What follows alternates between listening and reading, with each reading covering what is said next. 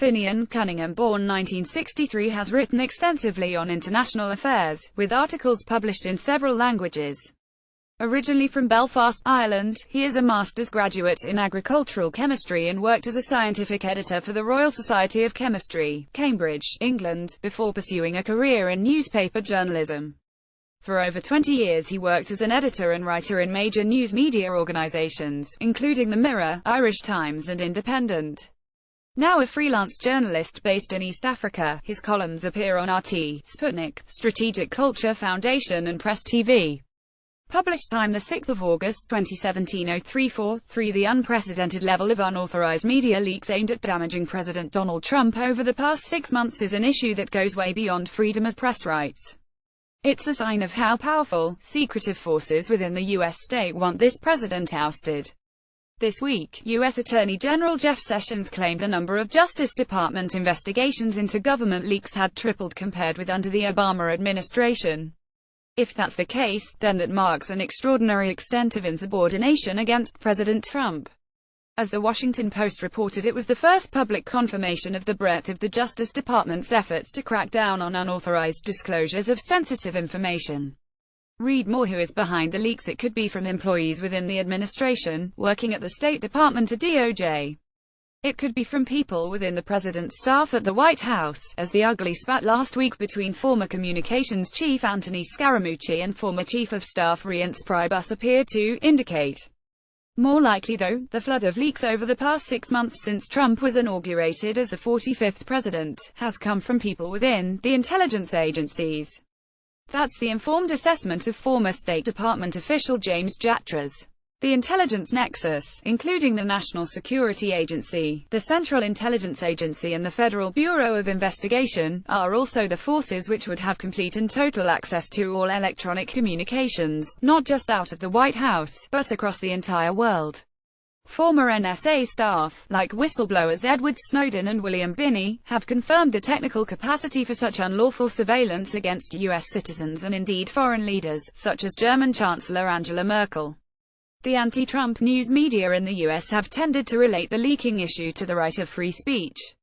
The Attorney General's announcement that the Justice Department and FBI are to go after leakers more aggressively, as well as consider the possibility of prosecuting media reporters for publishing articles based on leaked information, have been criticized as having a chilling effect on free speech.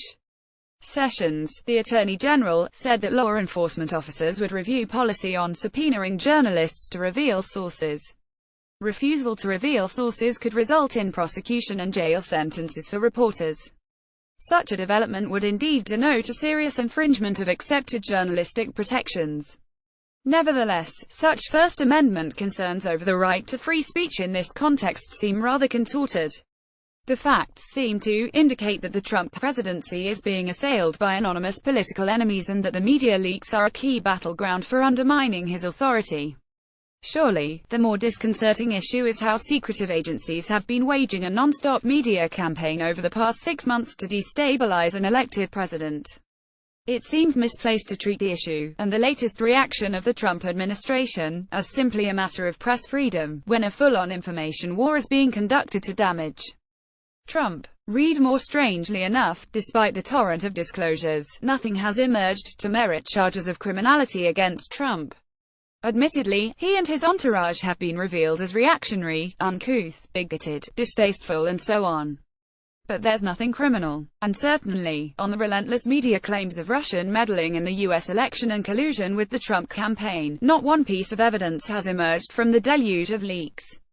That outcome in itself would tend to prove that the whole Russian collusion narrative that has dominated major media like the New York Times, the Washington Post and CNN for the past 6 months, has all been a tempest in a thimble.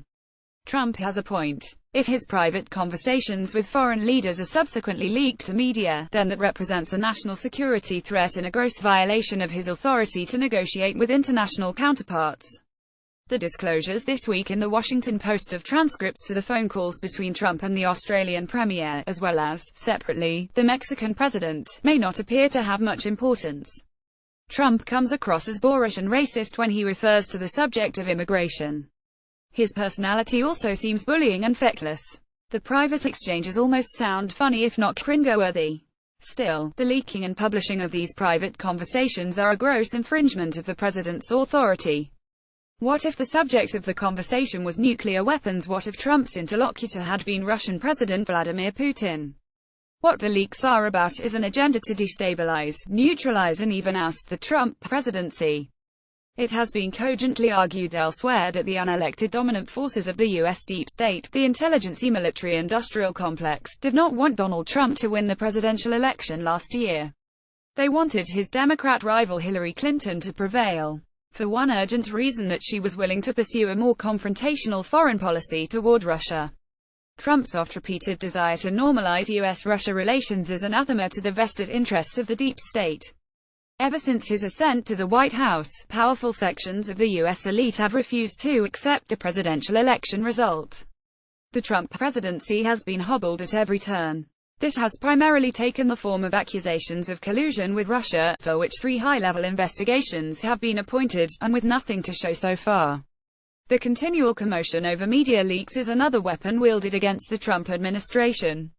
As the New York Times noted about the tripling of leak investigations under Trump, compared with Obama, that represents a significant devotion of resources and distraction from normal government business. As with the recent imposition of new sanctions against Russia by the U.S. Congress, the purpose is to put a straitjacket on Trump's ability to negotiate with Moscow for restoring bilateral relations. Thus, the leaking of sensitive private information is another form of straitjacketing. If Trump knows he can't have a phone call with an Australian Prime Minister without it being plastered all over the media, how is he going to hold any meaningful discussions with Russia's Putin? The irony here is that the Trump administration's crackdown on leakers is being labeled by some media outlets as having a chilling effect on press freedom. The real, more disturbing, chilling effect is coming from Trump's enemies within the deep state, who want to show this incumbent of the White House that he has no power to pursue policies that they don't want. The object lesson here is to show the limits of American democracy. The people can vote for whomever they like, but the real powers that be will decide the fate of the president. The statements, views and opinions expressed in this column are solely those of the author and do not necessarily represent those of RT.